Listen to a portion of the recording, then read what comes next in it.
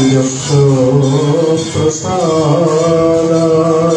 भगवत्प्रसादो यस्य प्रसादात् नवति कुतोऽपि ध्येयं स्तुवं तस्य यशस्त्रिसन्ध्यं वन्दे गुरुश्री चरणारविन्दम्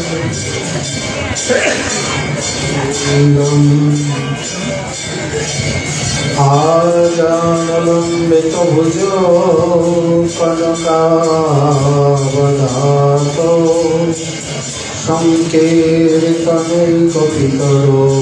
कमलायताक्षो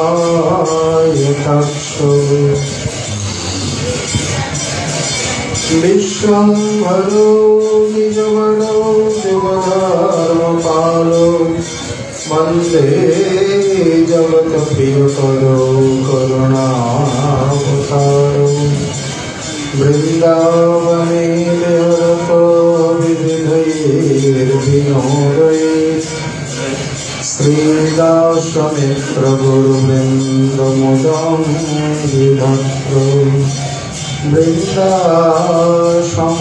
ललितया च विशाखया च संक्षेपमूर्तिजुगयो चरणे प्रपद्ये श्रीमद्भागवतं नौमि यस्य प्रसादतः अज्ञतानपि जानन्ति सर्वमानुति स्वसुखनिवृत्तचेता तद्भुजस्तन्नभावो पजितरुचिरलीला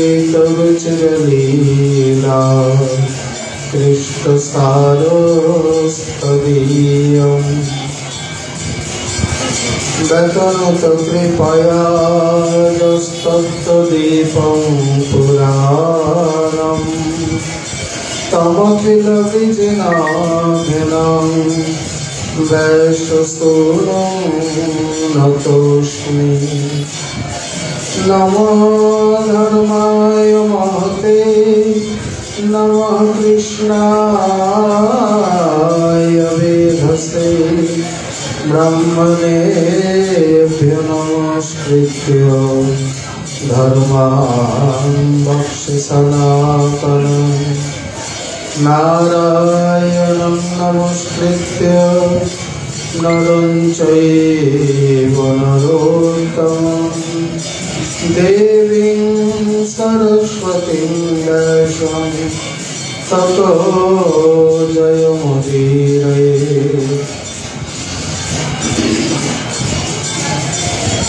या दृष्टा निखिलाभसंघसमनी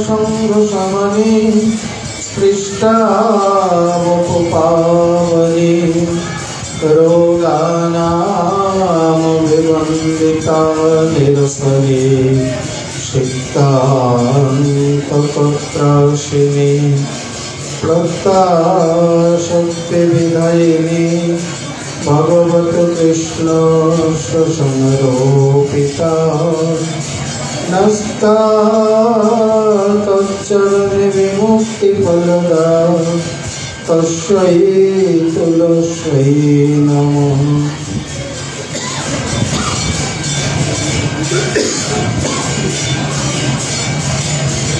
जय रूप सनातन भक्त रघुनाथ श्रीजीव गोपाल भट्ट दास रघुनाथ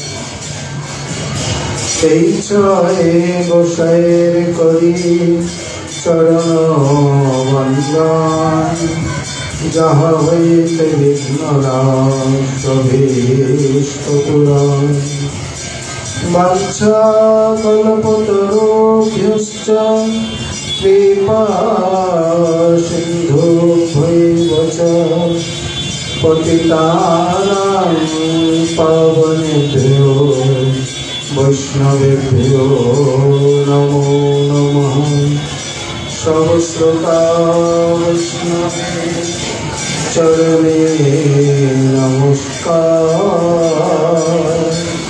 सबे मिले चरण धरे शिरे दाओ আমার।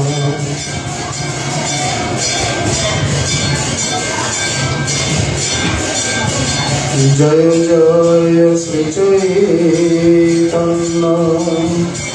जय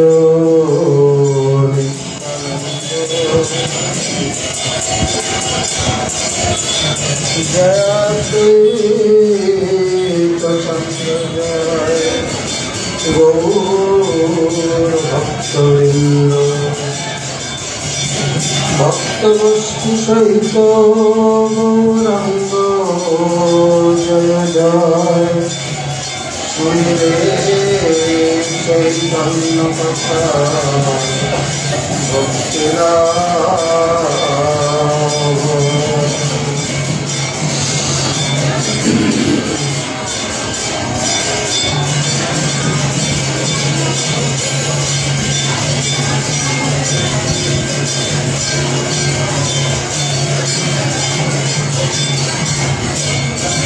राय कहे प्रभु तुम्हें ना छाड़ो भारी भूरी मोर आगे निज रूप ना करी हो चुरी। राधिकार भावकांति करी अंगीकार নিজর শাস্বাদিতে করিয়াছ অবতার। নিজ গূঢ় কার্য তোমার প্রেম রসাস্বাদন। আনুষঙ্গে প্রেমময় কইলে ত্রিভুবন। কলিযুগ পাবন অবতার श्री श्री कृष्ण चैतन्य महाप्रभु अति अंतरंग प्रिय पार्षदवर गौड़ीय आचार्य कुल भास्कर परम विरक्त शिरोमणि कविकुल मुकुटमणि विश्व वैष्णव राजसभा सभाजन भाजन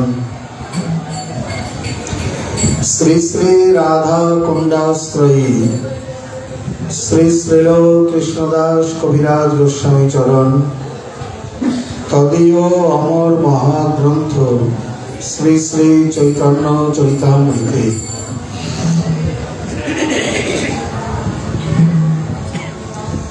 मध्य लीलाय अष्टम परिच्छेदे श्री श्री राय रामानंद संवाद प्रसंगे महाप्रभुर आविर्भावेर गौण एवं मुख्य कारण वर्णन करते गिये बोलेছেন राय कहे प्रभु तुमी ना करियो भारी भूरी मोर आगे निज रूप ना करियो चुरी। राधिकार भावकांति करी अंगीकार निज रस आस्वादिते करियाछ अवतार। निज गूढ़ कार्य तोमार प्रेम रस आस्वादन आनुषंगे प्रेममय कइले त्रिभुवन।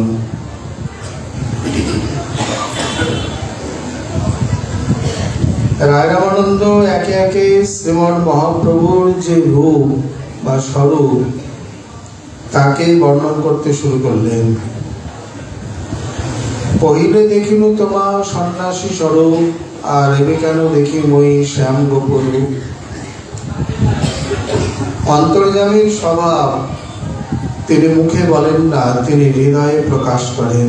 तुमी आमार हृदये एत किछु तत्व प्रकाश करले অতএব তুমি অন্তর্যামী, তুমি ঈশ্বর। এখন সেই ঈশ্বর কেমন? তিনি হলেন শ্যাম গোপরূপ, মানে বৃন্দাবনের শ্যাম কিশোর। আর তিনি আবার রাধিকার ভাবকান্তি অঙ্গীকার করে অবতীর্ণ হয়েছেন। কারণ কেন না, তার মুখ্য বা গূঢ়তম কার্য হচ্ছে প্রেম রস আস্বাদন আর আনুষঙ্গে ত্রিভুবনকে প্রেমময় করা।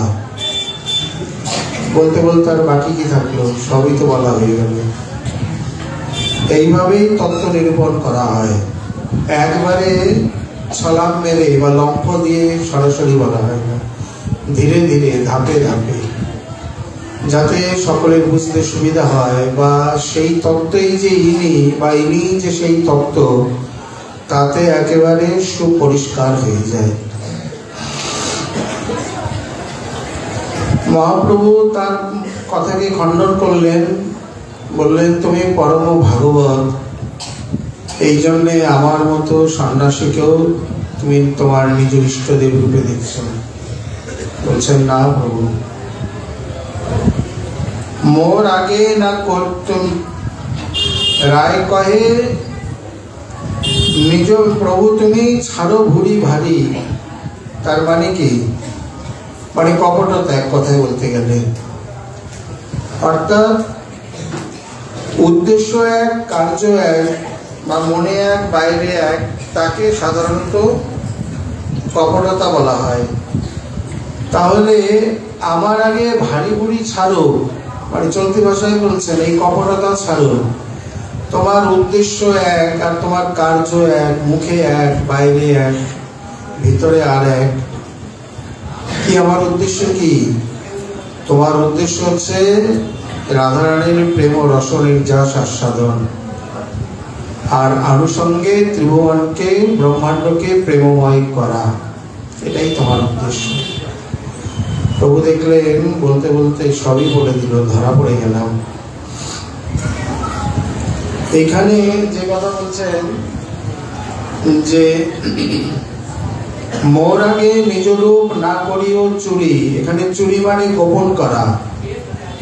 অর্থাৎ আমি তোমার স্বরূপ বুঝতে পেরেই গেছি, আর আমার কাছে গোপন করে বা ঢাকা দিয়ে কোনো লাভ নেই। রায় রামানন্দ যা বলছেন তার তাৎপর্য হলো এই যে শ্রীমন মহাপ্রভুর আবির্ভাবকে বা আবির্ভাবের কারণকে দুভাগে ভাগ করা যায়, একটি অন্তরঙ্গ আর একটি বহিরঙ্গ কারণ। তার মধ্যে অন্তরঙ্গ কারণ আবার দুই প্রকার, বহিরঙ্গ কারণও দুই প্রকার। মুখ্য অন্তরঙ্গ এবং গৌণ অন্তরঙ্গ। আর মুখ্য বহিরঙ্গ এবং গৌণ বহিরঙ্গ আমরা ধীরে ধীরে বোঝার চেষ্টা করি। এখানে যে বলছেন মুখ্যত দুটি কারণ বলেছেন, আর দুটি কারণ বলেননি।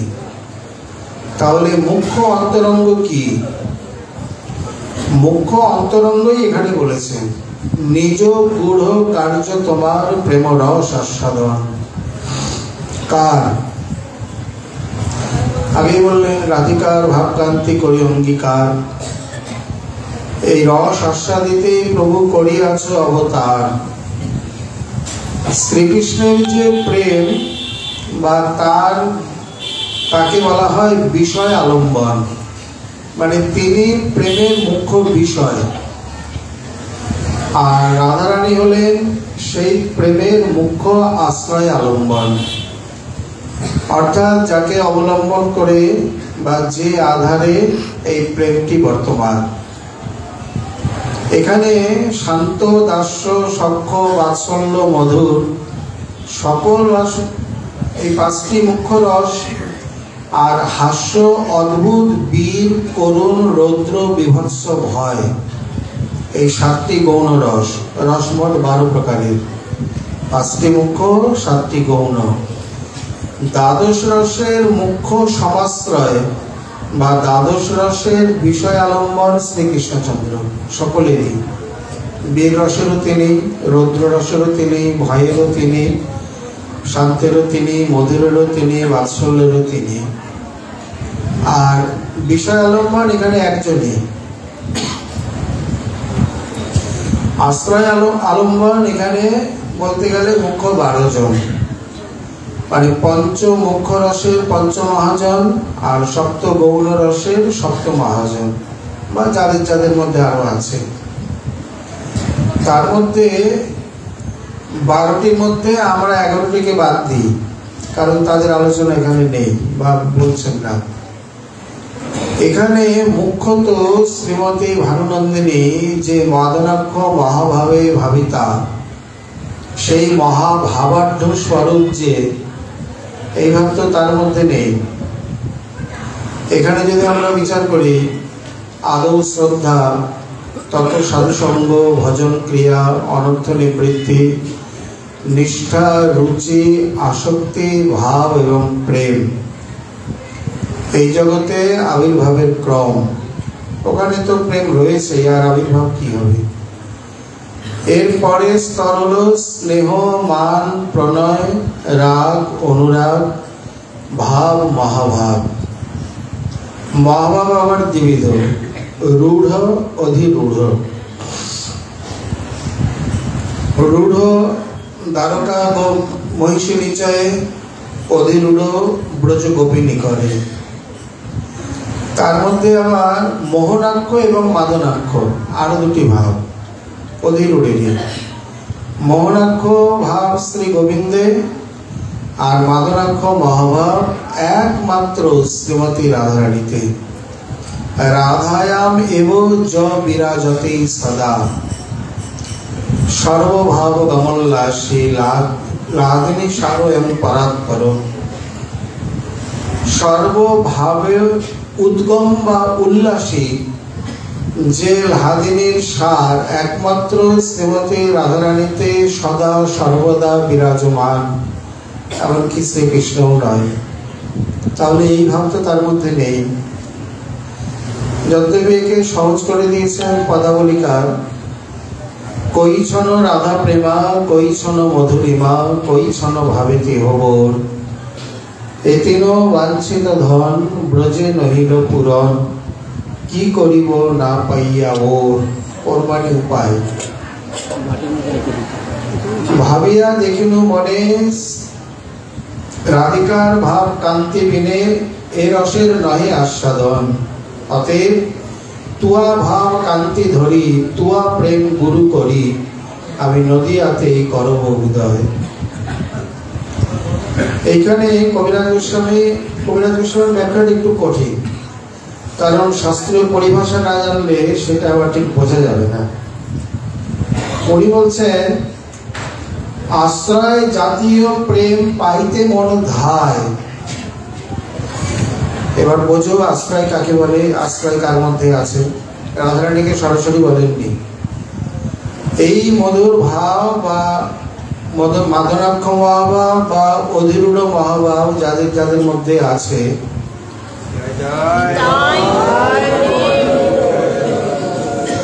তারা এই প্রকার সকলেই আশ্রয় জাতীয়। সেই আশ্রয় জাতীয় প্রেম পাইতে মন ধায়, বা আশ্রয় জাতীয় প্রেম আস্বাদিতে মন ধায়। এখন বিষয় আলম্বন হয়ে কোনোদিন আশ্রয় আলম্বনের ভাব, মাধুরী ইত্যাদি আস্বাদন করা যায় না। মানে প্রেমের স্বভাব এমন, উনি যেরকম যে স্থানে যেভাবে আছেন ওইভাবে উনি আস্বাদন করতে পারবেন। উনি আরাধ্য, উনি উপাস্য, উনি বিষয়, ওই জাতীয় যে প্রেম আদি আছে, মানে কোনো ভক্ত তাকে যদি আস্বাদন করেন, তিনি সেইভাবে তার নিজেরটা আস্বাদন করবেন। কিন্তু ভক্ত বা আশ্রয় জাতীয় আলম্বন তাকে প্রেম করে, প্রীতি ভক্তি করে কি জাতীয় আস্বাদন লাভ করছে, বা তার প্রেমের স্বরূপ মাধুরী কি, এগুলো তিনি বিষয় আলম্বনে থেকে অনুভব করতে পারবেন না, সম্ভবপর নয়। যে কারণে তিনি বিচার করলেন যে আমি তো বিষয় রূপে অবস্থিত, কারণ কৃষ্ণ কহে আমি সব প্রেমের হই বিষয়। তাহলে আশ্রয় জাতীয় প্রেম পাইতে মনোধায়। এবার আমাকে তাহলে কি আশ্রয় হতে নিতে হবে, মানে আশ্রয় অবলম্বন হতে হবে? বলে অবশ্যই। যেমন বৃহৎ ভাগবতামৃতে বলছেন যে ভগবানকে যদি ভক্তি লাভ করতে হয়, যদ্যপি ভক্তি তার সম্পদ, কিন্তু ভগবানে আছে ব্যতিরেক রূপে, পার্শ্বদে আছে অন্বয় রূপে। অন্বয় ব্যতিরেকাভ্যাং যৎসৎ সর্বত্র সর্বদা, চতুশ্লোকী। অতএব সেই আমাকে যদি ওই অন্যায় জাতীয় ভক্তি লাভ করতে হয়, তাহলে আমার জন্য উপায় কি? সকল পুরাণাদি চুপ করে আছেন, ভাগবত বলে দিলেন আপনার জন্য একই উপায়। ভক্ত যেভাবে ভক্তি লাভ করেন আপনাকেও সেইভাবেই লাভ করতে হবে। মানে ভক্তা সঞ্জাতয়া ভক্তা, ভক্তি থেকেই ভক্তি জাত হয়। কৃষ্ণ ভক্তি জন্ম মূল হয় সাধু সঙ্গ, কৃষ্ণ প্রেম জন্মে পুনঃতেহ মুখ্য অঙ্গ। তাহলে আমাকে কে চরণধুলি দেবে, আমি কার পিছনে ছুটবো? বলে ওসব জানি না, কে দেবে খুঁজে দেখুন। তখন তিনি এই গোপনে ভক্তের পশ্চাৎ পশ্চাৎ গমন করতে লাগলেন। নিরপেক্ষ মণিং শান্তং নির্বৈরং সমপোষণম অনুব্রজম মহম নিত্যং পুয়ত্তং গৃহে নভি। এই কথার সঙ্গে আর বৃহৎ ভাগবতামৃতে সংবাদ এক হয়ে যায়। এটি ভগবদ্গীত সংবাদে নিরপেক্ষ মুনিং শান্তম, যিনি নিরপেক্ষ, কারো কোনো অপেক্ষাদি করেন না, মুনি। কারণ এই প্রকার কারোর অপেক্ষা করে যে ধর্ম, সেই ধর্মেতে সিদ্ধি লাভ হয় না। নিরপেক্ষ না হইলে ধর্ম না যায় যাজনে। অতএব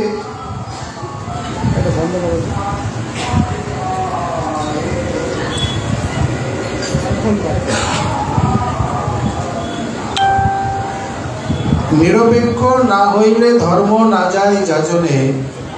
এখানে নিরপেক্ষ মুনি, মুনি শব্দে মননশীল, আর কহে মৌনী। শান্ত সমধাতু উপরমে, ভাববাচক ত প্রত্যয় করে শান্ত, যার ইন্দ্রিয় বৃত্তি উত্তেজনা আদি উপরমিত হয়েছে। এক কথায় ইন্দ্রিয় সংযমে। নির্বৈর মানে অজাত শত্রু, তাকে শত্রু বলে কেউ দেখলেও তিনি কাউকে শত্রু মনে করেন না, যেমন শ্রী যুধিষ্ঠির আদি। নির্বৈর ভাব। সমদর্শনম এবং সর্বত্র যিনি সমদর্শী। এখানে 5টি মুখ্য গুণের লক্ষণের কথা বললেন। এই প্রকার যে ভক্ত অনুব্রজামি অহং নিত্যম, আমি সেই ভক্তের পশ্চাৎ পশ্চাৎ সদা সর্বদা গমন করি। ব্রজং ব্রজমিতি অনুব্রজম বা অনুব্রজামি, অব্যয়ভাব সমাসে গিয়ে, মানে পুনঃ পুনঃ, একবার না, একবার গিয়ে চুপ করে বসে আছি, পেলাম কি না পেলাম তা নয়, আমি নিরন্তর পুনঃ পুনঃ গমন করি। কারণ পুয়াতি অঙ্ঘ্রিরে নভি, যেহেতু সে তার শ্রী চরণ ধুলির দ্বারা আমাকে পাবন করে। পুই ধাতু পাবনে। কিভাবে? উনি তো পারে না, উনি জানে না। উনি চলে যাচ্ছেন, আমি তার পিছন পিছন, চরণ ধুলি উড়ে এসে আমার শরীরে, আমার মস্তকে পড়ছে। অনন্ত কোটি ব্রহ্মাণ্ড ভাণ্ডধর তিনি। এটি তার জন্য না, এটি মুখ্যত জীবের জন্য। এই শ্লোকেতে ভগবানের কারুণ্য প্রকাশ পেয়েছে। মানে অনন্ত কোটি জীব আমরা জানি না, অথচ তিনি আগে থেকে আমাদের ভক্তি লাভের উপায় করে রেখেছেন, ভক্তের চরণধুলি গ্রহণ করে।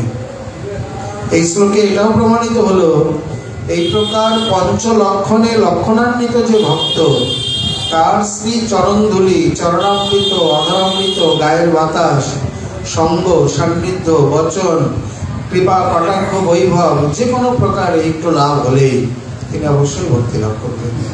কারণ উনি স্বয়ং মূর্তিমান ভক্ত, মানে ভক্তিমান, ভক্তি লব্ধ উনি, যার পশ্চাৎ পশ্চাৎ ভগবান গমন করেছেন। অতএব তাহলে এখানে তিনি যে চরণধূলি প্রাপ্ত হচ্ছেন বা যে চরণধূলি গ্রহণ করছেন, তার ভক্তি লাভের জন্য যদি এই পন্থায় তাকে চরণধূলি গ্রহণ করতে হয় বা ভক্তি লাভ করতে হয়, এবং তিনি এটি বর্তমান কালে রয়েছে, অনুব্রজামি, এই নয় আমি কোনোদিন করেছিলাম বা ভবিষ্যতে বিচার করে দেখি করব, কোনো ভুল ভবিষ্যতের লোকার নয়, এখানে বর্তমান কালের লোকার, মানে আমি এখনো গমন করি। এই প্রকার যদি ভক্ত হয় বা আমার প্রয়োজন হয়, তাহলে এখন আমি তার পশ্চাৎ পশ্চাৎ গমন করি। মনে হয় এই শ্লোক পড়েই বৃন্দাবনের গুধরি বাবা ওই কাঁথা নিয়ে ঘুরতেন। বৃন্দাবনে এক মহারাজ ছিলেন, গুধরি মানে কাঁথা ব্রজভাষায়। সে আগেকার দিনে রাজরাজাদের মতো পিছনে যেমন বড় একটা পরিচ্ছদ ঝুলে বেড়াতো, সেবকেরা ধরে ধরে বেড়াতো, এইরকম বড় একটা কাঁথা 2-3 হাত সামনে ঝুলত আর পিছনে লম্বা করে বাকিটা ঝুলতে থাকতো। যে স্থান দিয়ে তিনি হেঁটে যেতেন, ওই কাঁথাটা তার চরণধূলি একবারে মুছতে মুছতে যেত। মানে সামনে থেকে তো সম্ভব নয়ই, পিছন থেকেও যাতে তার চরণধূলি কেউ গ্রহণ করতে না পারে, এতটাই দৈনবিনয়ী ছিলেন। অতএব মনে হয় ভগবানের এই শ্লোক পড়েই তিনি এই পন্থা অবলম্বন করেছিলেন। কি জানি কখন কার পিছনে ধায়, এর তো কোনো ঠিক ঠিকানা নেই। তাহলে ভক্তি লাভ করতে গেলে যদি এই পন্থা, তা ব্রহ্মাণ্ডের মানে সর্বশ্রেষ্ঠতম পন্থা বা রাধারানীর প্রেমেতে সেই মাধুরী আস্বাদন করা, তা সেটি কি গ্রহণ না করে সম্ভব?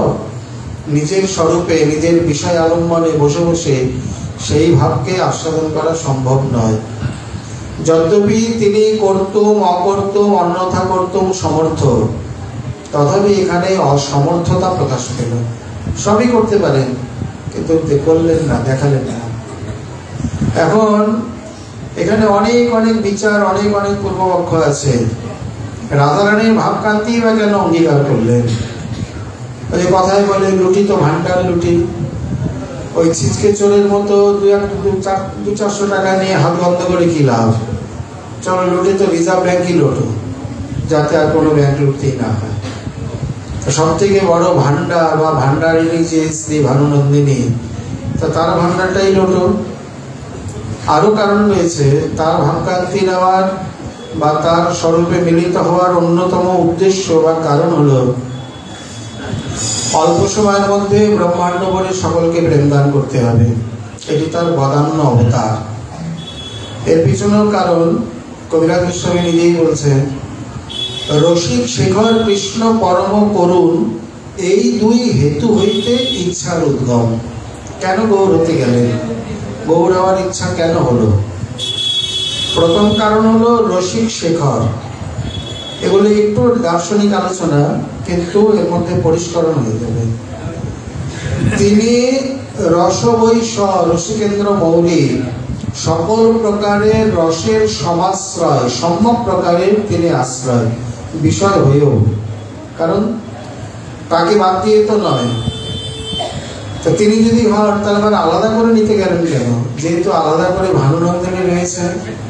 কারণ পৃথক রূপে আস্বাদন না করলে একসঙ্গে ঠিক হয় না। চাটনি আর ক্ষীর একসঙ্গে খেলে বোঝা যাবে না, ও দুটো আলাদা রস হতে পারে, মিষ্টি মিষ্টি, কিন্তু এর মধ্যে একটা অম্লতা রয়েছে, ওর মধ্যে শুধুই সুমিষ্টতা। একসঙ্গে বিষয় আশ্রয় মিলিয়ে আস্বাদন হয় না, ওকে পৃথক রূপে আস্বাদন করলে তবে তার মজা, তবে তার আস্বাদন। যে কারণে তিনি তো অনাদিকাল থেকে বিষয় আশ্রয় আলম্বন হয়েই আছেন। কারণ তার যে লাদিনী শক্তি বা শ্রী রাধারানী, সে তো তাকে বাদ দিয়ে নয়, একই আত্মা, তিনিই তো পৃথক রূপে প্রকট হয়েছেন। তাহলে আপনার তো এই দার্শনিক বিচার আদৌ ভিত্তিতে টেকেই না। উনি তো প্রথম থেকে রস মানে আশ্রয় বিষয় হয়ে পড়ে আছেন, বসে আছেন। তথাপি পৃথক করলেন আলাদা আস্বাদনের জন্য। ডাল অন্ন মিশিয়ে খাওয়া এক প্রকার, ডাল অন্নকে একসঙ্গে সিদ্ধ করে খিচুড়ি করে খাওয়া এক প্রকার, আবার আলাদা আলাদা পৃথক ডাল সিদ্ধ করে তাও এক প্রকারের খাওয়া। একই চাল ডাল কত প্রকার উপকরণ হয়ে যাচ্ছে, তিনটেরই কিন্তু পৃথক আস্বাদন। ডাল অন্নের এক প্রকার আস্বাদন, খিচুড়ির এক প্রকার আস্বাদন, আবার শুধু ডাল সিদ্ধর এক প্রকার আস্বাদন। ওনার তো কোনো কাজ নেই, বসে বসে করবে কি, এইসব করতে থাকে। কত প্রকারে লীলা করবে, কত প্রকারে অবতার নেবে, কত প্রকারে আস্বাদন করবে, কত প্রকারে আস্বাদন করাবে, কত প্রকারে ভক্ত তৈরি করবে, এইসব কাজ। কারণ ভক্তানাং বিনোদার্থং করমে বিবিধা ক্রিয়া, স্বয়ং ভগবানের কার্য নহে ভূভার হরণ। তিনি কেবল লীলা রস বিহারী, লীলা বিহারী, লীলারস আস্বাদন করেন এবং করান, এটি তার মুখ্য কার্য, অনাদিকাল থেকেই চলে আসছে। তাহলে তিনি রসিক শেখর, সকল প্রকারের রস তিনি সকলকে আস্বাদন করাবেন। আবার পরম করুণ, যদি কারুণ্য ধর্ম না থাকে, যদি কৃপণ হয়, অনুদার হয়, কুণ্ঠিত হয়, সংকুচিত হয়, তাহলে সে অন্যকে দিতে পারে না। উদার হস্ত, উদার চেতা হওয়া প্রয়োজন, তবে সে অন্যকে দিতে পারে, দিতে জানে। কিন্তু দিলেন তো বটে, একটু সংকোচে, মানে একটা গণ্ডির মধ্যে আবদ্ধ হয়ে দেওয়া হলো। নীলমঙ্গল ঠাকুর ধরে দিয়েছেন, তুমি নিজেকে যতই উদার মনে করো, তোমার উদার ধর্ম মানে প্রকাশ পায়নি। কেন? কৃষ্ণাদন্য কোবা লতাস্বপি প্রেমদ ভবতি, কৃষ্ণ ছাড়া জগতে এত বড় বদান্য কে আছে যে লতা পাতাকে প্রেম দেয়? মানে লতা পাতাকে তো কথা বলার সঙ্গে সঙ্গে তিনি দেখলেন আমি এত বড় উদার বদান্য দাতা হয়েও তারপরও আমার অপযশ, আমার বদনাম। উনি বললেন তাহলে কি করব?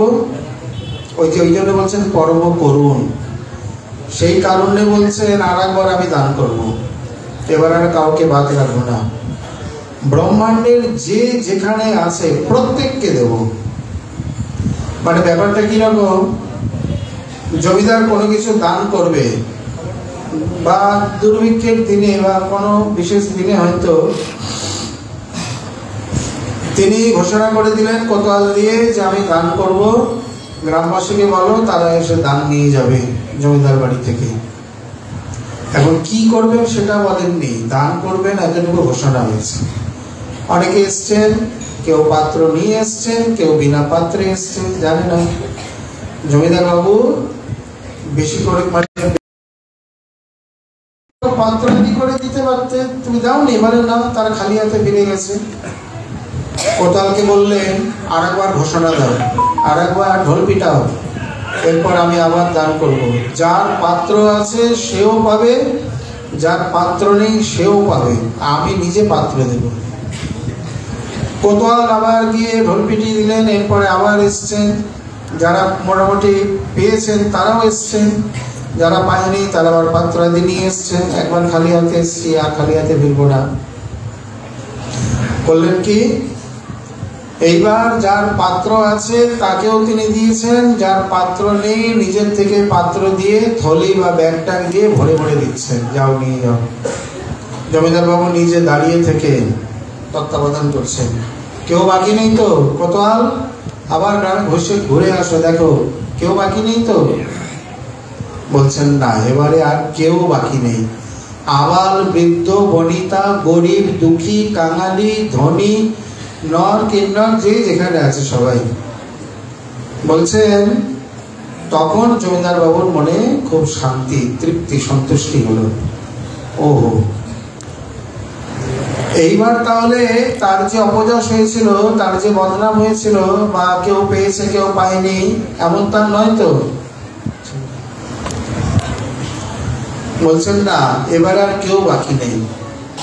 এই প্রাকৃত দৃষ্টান্তটাকে আমরা এবার ওই জগতে নিয়ে বুঝি। প্রথমে ব্রহ্মার দিবসে দেহ একবার অবতীর্ণ হইয়া করেন প্রকট বিহার, ব্রজ বৃন্দাবনে প্রকটিত হলেন। অশেষ বিশেষে প্রেমরস নির্যাস আস্বাদন করলেন, আস্বাদন করালেন, লতা পাতাকে পর্যন্ত প্রেম দান করলেন, কিন্তু ব্রজের সীমার মধ্যে, ব্রজের বাইরে কাউকে নয়। জমিদারও প্রথমে দান দিল, তারপর বলছেন সকলে পেয়েছে, বলছে না, কিছু লোক বাকি রয়ে গেছে।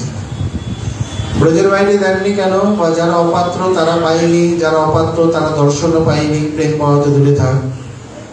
জমিদার বাবুর অপযশ হলো, এখানে কৃষ্ণের রসিকেন্দ্র মৌলিরও অপযশ হলো। প্রেম দিয়েছেন কিন্তু সকলকে দেননি। বেশি বিলম্ব হলো না, তার পরে পরেই এসে বলছেন আবার ঘোষণা দাও, আমি আরেকবার দান করব। যদ্যাপরে শ্রীকৃষ্ণ এব অবতরতি তদেব কল গৌর এব অবতরতি ইতি অব্যভিচারাৎ।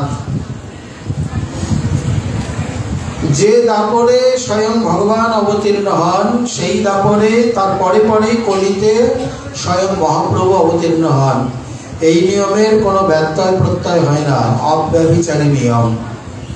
সময়ও না, আচ্ছা যখন আসে না একটু মাঝে মধ্যে ভাড়া দিয়ে দুইজন একই সঙ্গে আসছে, একটু মাঝে মধ্যে করে আসলে ভালো হতো না? মানে ব্রহ্মার দিনে একবার, রাতে একবার, বা ব্রহ্মার দিনের এই প্রান্তে একবার, ও প্রান্তে একবার, তা নয়, একেবারে পরপর চলে আসে। মাঝখানে তাহলে ফারাক কতটা হলো? 864 কোটি বছর। এটাকে ভাগ করে আসতে পারতেন 432 কোটি বছর পর পর একবার, তাহলে একটু কম হতো। বলছেন না, তাদের দুর্লভতা থাকতো না। চিরকাল নাহি করি প্রেম ভক্তি দান, ভক্তি বিনা জগতের নাহি অবস্থা। কারণ ওই যে চিরাদ দত্তম নিজগুপ্ত বিত্তম, চিরকাল মানে 864 কোটি বছর পর পর। এই যে একবার এসে ঘুরে গেছেন, এখন যতই মাথা ঘোরাও আর আসবে না। আবার ব্রহ্মার 50 বছর হয়ে গেছে, 50 বছর হচ্ছে এক পরার্ধ, বাকি 50 বছর দ্বিপরার্ধ, এই পর্যন্ত কাল গণনা হয়, তারপরে আর দেখানো হয়নি। ওদিকে 100 বছর তার আয়ু, 51 বছরে অষ্টাবিংশ সপ্তম মন্বন্তরীয় অষ্টাবিংশ চতুর্যুগের কলি চলছে। এই তো সবে 540 না কত হয়েছে, এখনো কত বাকি। মানে 71 চতুর্যুগে এক মন্বন্তর, 14 মন্বন্তর ব্রহ্মার দিবস ভিতর। তাহলে এই প্রকার 14 জন মনুর মধ্যে সপ্তম মনু, বৈবস্বত মনু এখন রাজত্ব করছেন। এই মনুতে আবার 71 চতুর্যুগ, মানে 71 বার সত্য, ত্রেতা, দাপর, কলি অতিবাহিত হবে। তার মধ্যে 27টি চতুর্যুগ চলে গেছে, 28তম চতুর্যুগের সত্য, ত্রেতা, দাপর চলে গেছে, কলি চলছে। সবে মাত্রই এই প্রকার 540 ইত্যাদি, বা না, কলি বলতে শ্রীকৃষ্ণের অন্তর্ধানের পর এই 5000 কিছু বছর মাত্র কলির বয়স হয়েছে, যেখানে 4,32,000 বছর হলে তারপরে 28তম চতুর্যুগ শেষ হবে, আবার 29তম চতুর্যুগ শুরু হবে। এইভাবে তার পুরো মানে আবার পুরো দিন যাবে, রাত্রি যাবে, তারপরে পুনরার দিনে আবার আসবে। মানে এই দিনের অবতার তো হয়ে গেছে, এই দিনে আর আসবেন না। এই সংখ্যাটাকে বিচার করলে আমাদের সামনে এসে মোট যে সংখ্যা দাঁড়ায়, সেটি হলো আমাদের পরিমাণে 864 কোটি বছর। এই 864 কোটি বছরের মধ্যে মাত্র 540 আদি হয়েছে, মানে মহাপ্রভুর আবির্ভাব। বাদ বাকি আবার গুনতে থাকবো, গুনতে গুনতে সে কোথায় হারিয়ে যাবে তার কোনো ঠিক ঠিকানা নেই। অতএব একটু পরে পরে আসলে হতো, বলে না, পরে পরে আসলে অপযশ রয়েই যেত, কতদিন পর্যন্ত অপযশ থেকে যাবে? তো আপনি কি চান 400 কোটি বছর আমার অপযশ চলতে থাকুক? এই জন্যে যদ্যাপরে শ্রীকৃষ্ণ এবং অবতরতি তদেব কলহ, মানে তৎপশ্চাৎ কলহ, কৃষ্ণ গৌর এবং অবতরতি ইতি অব্যভিচারা, কোনদিন ব্যভিচার হবে না। এইবার এসে বলছেন কে নেবে, কে পায়নি দেখি।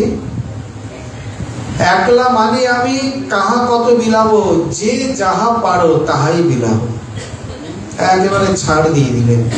পাত্রা পাত্র বিচারণম ন কুরুতে, মাত্রা মাত্র নাহি জানে, জানে দিব মাত্র। অতএব শ্রীমান মহাপ্রভুর অবতারে আপনি বুদ্ধি করে বিচার করে কাউকে বের করুন যে এই জাতির মধ্যে মহাপ্রভু প্রেম দান করেননি। যে কোনো একটি জাতি বা কাউকে বের করুন। দেব, দানব, মানব, গন্ধর্ব, বৃক্ষ, স্থাবর, জঙ্গম ইত্যাদি প্রত্যেককে তিনি প্রেম দানে ধন্য করেছেন।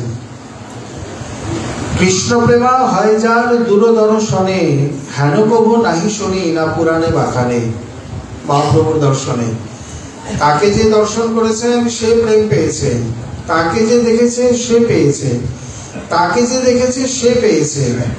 এইভাবে গ্রাম থেকে গ্রামান্তর, দেশ থেকে দেশান্তর উদ্ধার হয়ে গেল।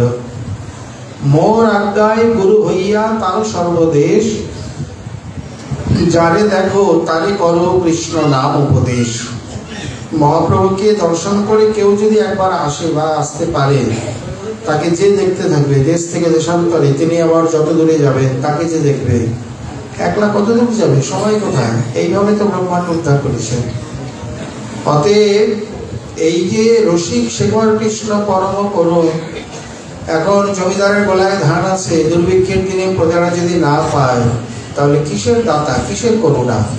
ওই বলে না, বেল পাকলে কাকের কি? সুন্দর বেল পেকেছে, কিন্তু কাক কি করবে? উপরে এত কঠিন আবরণ, কাক তো খেতে পারবে না। পরে যদি ফাটে তাহলে নয় কাক একটু খেতে পারে। তো সেই রকম জমিদারের গলায় ধান আছে, তাতে আমার কি? ভগবান করুন, তাতে আমার কি? আমি কি প্রেম পেয়েছি? আমি কি ভক্তি পেয়েছি? আমাকে কি উদ্ধার করেছে? বললেন এইবার আর কোনো বিচারই রাখবো না। কে পাপী, কে তাপী, কে সুকৃতিমান, কে দুষ্কৃতিমান, এইসব কোনো বিচার রাখবো না। যাকে দেখবো, যে যেখানে আছে, যদ্যপি সম্পূর্ণ ভারতেই ভ্রমণ করেনি, অথচ পুরো ব্রহ্মাণ্ড করে উদ্ধার হয়ে গেল তার ইচ্ছায়, তার কৃপা শক্তিতে। এই কারণে শ্রীমতী রাধারানীর ভাবকান্তিকে অঙ্গীকার করেছে যে ভানুনন্দিনীকে কেউ যদি নিকুঞ্জের বাইরে বা চাক্ষুষ সাক্ষাৎ কোনোভাবে একবার দর্শন করে নিতে পারে, দর্শন লাভ হয়ে যায়, তার আর কোনো কিছুর কোনো অপেক্ষা থাকে না। তিনি প্রেম প্রাপ্ত, ধন্য প্রাপ্ত, তিনি কৃতকৃতার্থ, তার আর এই জগতে অবস্থানও করতে হয় না। কারণ সাধারণ নিয়মে প্রেম প্রাপ্ত পুরুষ এই জগতে আর থাকে না, চলে যায় উত্তরমুখে। তবে যে সিদ্ধ বাবারা রয়ে গেছেন, সেটি ভগবান ইচ্ছায়, আদেশে বা তাদের কোনো কার্যাদি করার জন্য। যেমন গোবর্ধনের সিদ্ধ বাবা, তার প্রশিষ্য সিদ্ধ রামকৃষ্ণ পণ্ডিত বাবা, সূর্যকুণ্ডের সিদ্ধ বাবা ইত্যাদি ইত্যাদি। তা না হলে সাধারণ নিয়ম হলো, যেমন মহাপ্রভু ঝাড়িখণ্ড দিয়ে যখন গেলেন, তখন কৃষ্ণ কৃষ্ণ বলি ব্যাঘ্র নাচিতে লাগিল। ঝাড়িখণ্ডে যত পশু পাখি, জীব জন্তু, স্থাবর জঙ্গম ইত্যাদি যারা যারা দর্শন বা মহাপ্রভুর সঙ্গে নাম কীর্তন ইত্যাদি করেছেন, তারা কি মহাপ্রভুর পর সেখানে রয়ে গেছেন? বলছেন না। এখানে প্রশ্ন করেছেন যে মহাপ্রভু যখন চলে গেল, মহাপ্রভুকে দেখে তারা তো বৈষ্ণব হলেন বা কৃষ্ণ প্রাপ্ত নাম করলেন, প্রেম প্রাপ্ত হলেন। তাহলে মহাপ্রভুর চলে যাওয়ার পর তারা কি খাবে? আবার হাতি ঘোড়া শিকার করবে, আমিষ খাবে, না ঘাস পাতা খাবে, নাকি বৈষ্ণবের মতো প্রসাদ পাবে? কোনটি? বলে তাদের কোনো কিছুই খাওয়ার প্রয়োজন নেই, কারণ শরীর থাকলে আহারের প্রয়োজন। তারা নেই, তারা সব উদ্ধার হয়ে চলে গেছে। তাহলে ঝাড়খণ্ড মানে পুরো ঝাড়খণ্ডই খালি। শুধু তাই না, হরিদাস ঠাকুর স্পষ্ট বলেছেন, পুরো ব্রহ্মাণ্ডটা খালি করে দিয়েছে। আমরা অন্য ব্রহ্মাণ্ডে কর্মবদ্ধ হয়ে এইদিকে আমার এই ব্রহ্মাণ্ডে এসছে। ওই জন্য তাকে আক্ষেপ হইল মনুষ্য জন্ম, তখন না হইল। অন্তত পরিকর্মণ থাকতে থাকতেও যদি হয়ে যেত, তাকে দেখেও তো প্রেম পেয়ে চলে যেতে পারতাম। কিন্তু দুর্ভাগ্য, সেই পাপিষ্ঠ জন্ম হলো, কিন্তু কত পরে, একেবারে ব্রহ্মাণ্ড শূন্য হয়ে গেল, তারপরে আমাদের জন্ম হলো। তার মানে এটাই প্রমাণ যে আমাদের কতদিনে যাওয়া হবে বা আমরা কতদিনে যাব, পাবো কে জানে। কিন্তু ওই যে আশা বন্ধ সমুৎকণ্ঠা, নাম গানে সদা রুচি, কৃষ্ণ কৃপা করিবেন দৃঢ় করি জানে। এখানে নিরাশ বা হতাশ হওয়ার কিছু নেই। এই আশাবদ্ধ হয়েই শ্রী নাম আদি বা সাধন ভজন করে যেতে হবে। কতদিনে প্রভুর কৃপা হবে। অতএব লুটিত ভান্ডার লুটি রাধারানীর ভাবকান্তি এই জন্য এনেছেন, আমি একা একা দেব সে তো সময় সাপেক্ষ, কিন্তু দূর থেকে আমাকে যদি কেউ দেখে তাহলে সেও প্রেম প্রাপ্ত হয়ে ধন্য হয়ে যাবে, তার কোনো অপেক্ষা থাকবে না। বাহুতুলি হরি বলি প্রেম দৃষ্টে চায়, করিয়া কলমশ নাশ প্রেমেতে ভাষায়। শুনি গৌর সিংহের উচ্চ সিংহ নাম, পাপ কলি গণে পরমাৎ।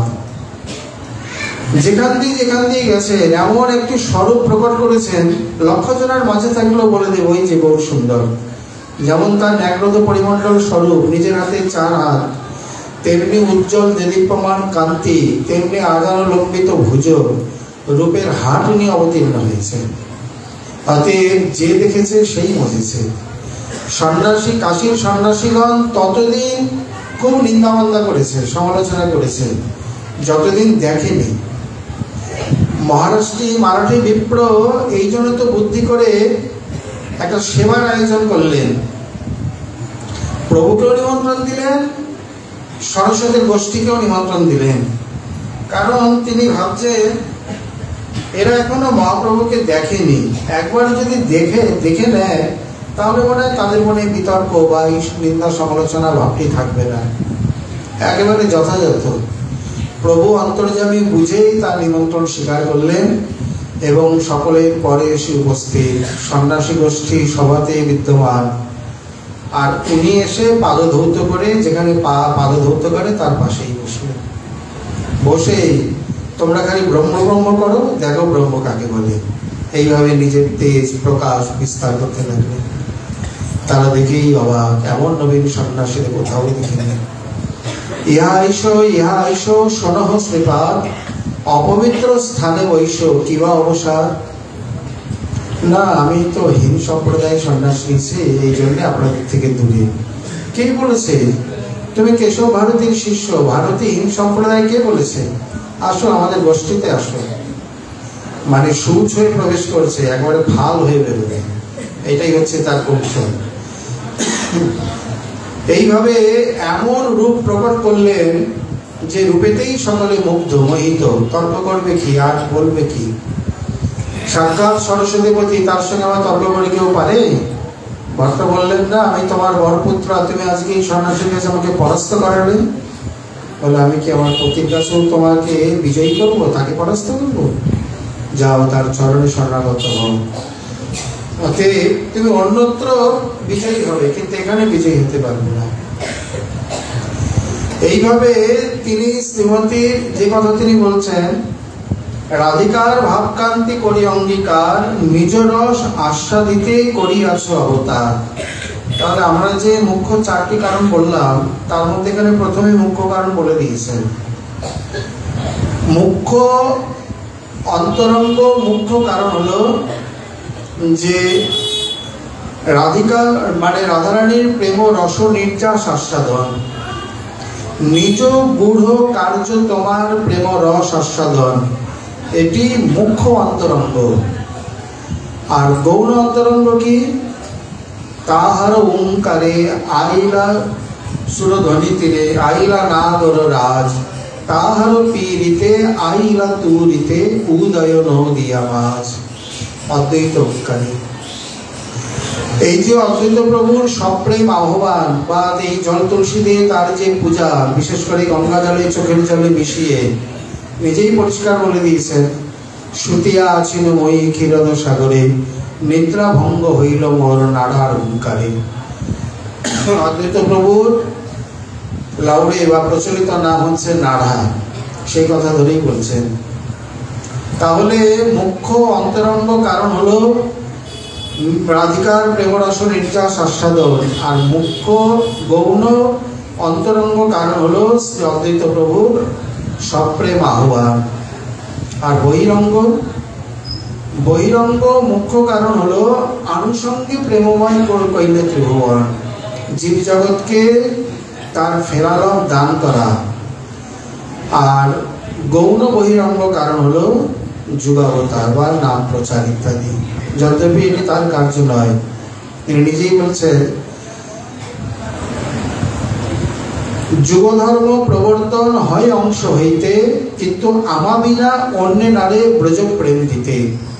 চিরকাল নাহি করি ব্রজ কৃষ্ণ প্রেম ভক্তি দান, ভক্তি বিনা জগতের নাহি অবস্থান।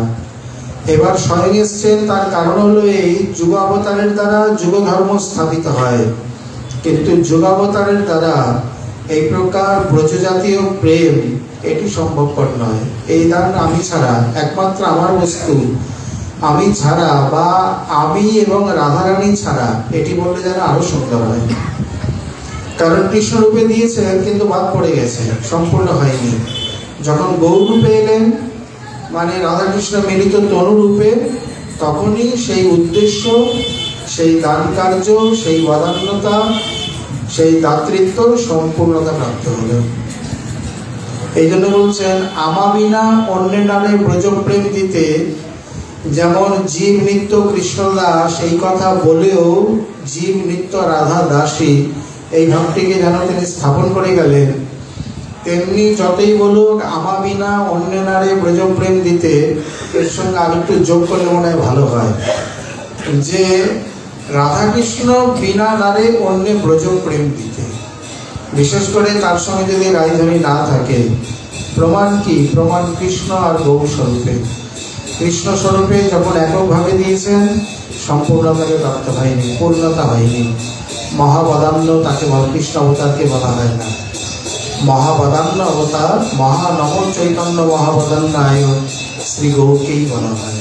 কারণ যখন রাধাকৃষ্ণ মিলিত হয়ে এলেন, উভয়ে মিলে দান করলেন। ওই রাধারানী কিভাবে দান করেছেন? রাধারানীকে নিজে হাতে দিতে হয়নি, ওনাকে দেখেছেন আর পেয়েছেন, দেখেছেন আর পেয়েছেন। নির্বাণ কিশোরতে সেই সুন্দর দৃষ্টান্ত রয়েছে। ভাঙি ভোরবেলা, মানে শেষ রাত্রে পাবন সরোবর ঝাড়ু দিচ্ছিলেন, আর ওইখানেই বকুলকুঞ্জে যুগল কিশোর লীলাবিলাসে মত্ত ছিলেন। প্রথম নিশীতে হয় রসবিলাস, আর শেষ নিশীতে হয় রসালস, মানে বিলাসের পরে আসে আলস্য বা অলসতা। এইভাবে নিদ্রিত হয়ে আছে, আর ওদিকে উনি বৃন্দাবন বৃন্দাবন বৃন্দাবন এইভাবে ঝাড়ু দিচ্ছেন। ভোরবেলা এই প্রকার বৃন্দাবনের নাম শুনে রাধারানীর ঘুম ভেঙে যায়। সেই দিন ছিল একটা, মানে নন্দালয়ে একটা উৎসব। কৃষ্ণ আসতে একটু বিলম্ব করে, আর তার স্ত্রী অঙ্গে রয়েছে নতুন পোশাক।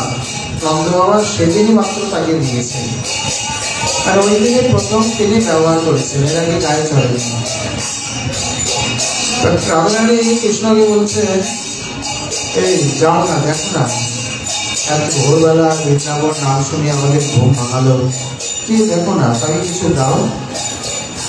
কৃষ্ণ আলস্য করে বলছেন, দিব্যি তো ঘুমিয়েছিলাম, নাম করে করে আমাদের ঘুমটা ভাঙালো, তাকে আবার তুমি কিছু দিতে বলছো? আরে আমাদের প্রিয় ধাম বৃন্দাবনের নাম শোনালো সকালবেলা, কি তুমি আলসি, ওঠো। ভালো জোর করে যখন ধাক্কা দিয়েছে, উঠে কুঞ্জ থেকে মুখ বাড়িয়ে বলছে, কি সকাল সকাল ঘুমটা তো ভাঙালে, কি উদ্দেশ্য কি? মানে কিছু চাই নাকি? দেবদর্শন তো বৃথা যাবে না, যেইভাবে দর্শন তো হয়েছে। বলছেন কি চাই? সকালবেলা ঘুম ভাঙাতে এলে যেই বলেছেন কি চাই, তার অঙ্গে ছিল সেই সুন্দর পোশাক নতুন। ভাগের কি এমন মনে হয়েছে? বলে ওই পোশাকটা চাই, মানে রসরাজের স্পৃষ্ট পোশাক। উনি বলছেন, সবে মাত্র বাবা দিয়েছে, এখনো একদিন পূর্ণ হয়নি, দেয়নি, চলে এসছে। রাধারানী বললেন, কিছু দিলে? বলে যা চাইলো সেটা দেওয়ার মতো নয়। বলে কি? সবে মাত্র পোশাকটা, এখনো রাত্রি পূর্ণ হয়নি, আর এই নতুন পোশাকটাই চাইছে। বাবা কি করবে? আমি কি মুখ দেখাবো? রাধারানী বলছেন, তুমি এবং তোমার বাবা কি কৃপণ গো? তুমি না রাজপুত্র, তোমাদের ভান্ডারের কোনো অভাব আছে? একটা জামা চেয়েছে একটা গরিব দুঃখী, তাই তাকে দিতে পারলে না? তুমি আমার বদান্য শিরোমণি। তাহলে বলে তুমি বসো, আমি দেখছি। আস্তে করে বলছেন যে তাহলে আগে ছিল রসরাজ, এখানে মহাভাব, তার অঙ্গস্পৃষ্ট, বলছেন তাহলে ওই একটা পোশাক আমার, বস্ত্র আমার চাই। হয়তো বুঝে শুনেই বলেছে পূজা করবে বা তাকে সংরক্ষণ করে রাখবে। রাধারানী কোনো প্রকার উচ্চবাচ্য না করে কুঞ্জের ভিতরে এসে ওড়নাটাকে ছুঁড়ে দিয়ে দিলেন। ভাঙিত পেয়ে মানে মহানন্দে রাধারানীর থেকে বেশি কিছু পেয়ে গেছেন। এইভাবে কখনো মস্তকে, কখনো বক্ষে, কখনো আগ্রহণ নেয়, কখনো চোখের জলে তাকে সিক্ত করে, আরো মানে জোর করে বৃন্দাবন বৃন্দাবন বৃন্দাবন রটরে কুঞ্জনকে কোণে বেঠে যুগল লড়া ওড়ে। আজ সবই একসঙ্গে হয়ে গেছে।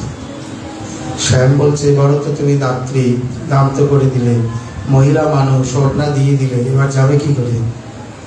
বলে বিচার করেই দিয়েছি, বুদ্ধি করেই এমনি কার দিয়েছি বলে তার গায়ের থেকে জামাটা খুলে নিজে পরে দিলে।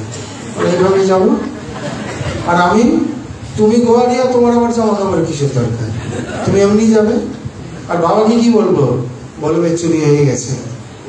আমার বাবা যদি এরকম শোনে না যে আমি একটা নতুন পোশাক কোনো গরিব দুঃখীকে দিয়েছি, আমার বাবা আনন্দে আরো 10টা বানিয়ে দেব। তোমার বাবার আমার বাবার মধ্যে এখানে পার্থক্য। যেমন কৃপণ রাজা তেমনি তার কৃপণ রাজকুমার। কৃষ্ণ একেবারে হা হয়ে গেল। কৃষ্ণকে কে কবে মহাবাদান্য বলেছে? সব জায়গায় তার কৃপণতা, বিচার, গণ্ডি। ওইছে গুপ্ত ভাব সিন্ধু, ব্রহ্মা না পায় যার এক বিন্দু, হেন ধন বিলাইল সংসারে, ওইছে দয়ালু অবতার, ওইছে দাতা নাহি আর, গুণ কেহ নারে বর্ণিবারে। কার সম্বন্ধে? ভাইরে ভাই, গোরা গুণ কহনে না যায়, কত শত আনন কত চতুর আনন, বর্ণিয়া ওর নাহি পায়। তা গৌর সম্বন্ধে বলা হয়েছে, গৌর কিশোর বা বদান্য শিরোমণি অবতারে। কৃষ্ণ সম্বন্ধে বলা হয়নি। অতএব নিজ গূঢ় কার্য তোমার প্রেম রস আস্বাদন, মুখ্য অন্তরঙ্গ অদ্বৈতাচার্যের প্রার্থনা, মুখ্য গৌণ অন্তরঙ্গ।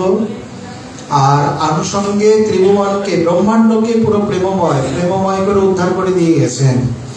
এটি হলো মুখ্য বহিরঙ্গ। আর যুগধর্ম স্থাপন, এটি হলো গৌণ বহিরঙ্গ। তাহলে মুখ্য 4টি কারণে গৌরের অবতার। এখানে সামান্য কারণ, বিশেষ কারণ দুটিই বলা হয়ে গেছে। মানে খুব বিচার করলে দেখা যাবে যে আদিলীলার 4র্থ পরিচ্ছেদে যা বলেছেন এখানে প্রায় করে সেই একই কথারই পুনরাবৃত্তি, ঘুরিয়ে ফিরে। আবার এখানে যা বলেছেন আগে গিয়ে রূপ শিক্ষা এবং সনাতন শিক্ষায়, রূপ শিক্ষায় সংক্ষেপে, সনাতন শিক্ষা আর একটু বিস্তার রূপে একই বস্তুরই প্রতিধ্বনি, একই বিষয়েরই বারবার পুনঃ এই বর্ণন বা আস্বাদন। একদিকে ভালো হয়েছে, কারণ কাব্যেতে পুনরুক্তি বদাভাস দোষ, দ্বিরুক্তি দোষ। এক কথা দুবার বললে দোষ হয়। দর্শনে এক কথা দুবার তিনবার বললে দোষ হয় না, কারণ দর্শন কঠিন। দর্শন শাস্ত্রকে বুঝাতে গিয়ে রোমন্থন করে একই বিষয়ে বারবার পুনঃ আলোচনা করলে তাতে সহজ, সরল, পরিষ্কার এবং সুদৃঢ়ীকরণ হয় এবং সুস্থাপিত হয়, এতে কোনো দোষারোপ হয় না। অতএব একই রস বিষয়ে, মানে এই মুখ্যতম বিষয়ে আদিলীলার 4র্থ পরিচ্ছেদ, মধ্যের 8ম এবং মধ্যের 19 থেকে 24 পর্যন্ত এই কটি পরিচ্ছেদে বারবার আবৃত্তি হয়েছে। তার মধ্যে আবার রয়েছে ঘোড়া পঞ্চমীতে, যেখানে ব্রজবধূগণের ভাব বা মান ইত্যাদি বর্ণন, সেইখানেও অনেক রসঞ্চয় বর্ণন হয়েছে। আর এছাড়া অন্তলীলার 14 থেকে 20 পর্যন্ত, মাঝখানে 16 পরিচ্ছেদ ভাব। এই কটি পরিচ্ছেদ মিলিয়ে চৈতন্য চরিতামৃতের এই কতগুলি আর মধ্যলীলার প্রথমে সূত্রাকারে ব্রজদেবীগণের যে ভাবকে বর্ণন করেছেন, কবিরাজ লিখছেন যে যদি আমি শেষ পর্যন্ত লিখতে না পারি, এই জন্য এখানে সূত্রাকারে দিয়ে গেলাম, যদি বেঁচে থাকি আমি ব্যাখ্যা করব, করে গেছেন। এই কয়েকটি চরিত্র যদি কেউ, এই অধ্যায় যদি কেউ আয়ত্ত করে নিতে পারে, পুরো গৌড়ীয় বৈষ্ণব দর্শন বা চৈতন্য চরিতামৃত তার অধিগত হয়ে গেল। আর মনে হয় বিশেষ কিছু বাকি থাকবে না। এইভাবে যখন মহাপ্রভু দেখলেন যে আর ভারী ভুরি করে কপটতা করে আর রক্ষা করা যাচ্ছে না, তবে হাসি প্রভু তারে দেখাইল স্বরূপ, রসরাজ মহাভাব দুই এক রূপ। এই অংশের যে প্রকারে ব্যাখ্যা করছেন শ্রীমৎ মহাপ্রভুর কৃপা হলে আবার আমরা আগামীকাল আস্বাদনে আশা রাখি। আজকে আমাদের শ্রী শ্রী রায়রামানন্দ সংবাদ কথা এখানে বিশ্রাম লাভ করব। নিতাই গৌর হরি। সকলে প্রসাদ নিয়ে যাবেন।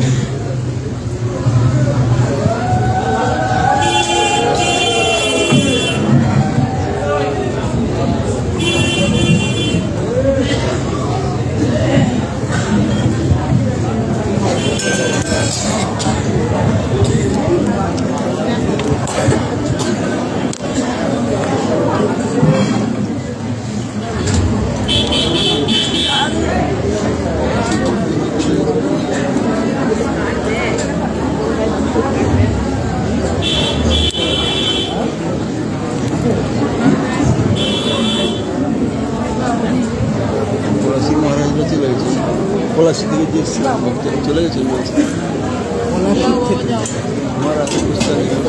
না, আছে তো, আছে আসেনি। হ্যাঁ, দুদিন আসছে।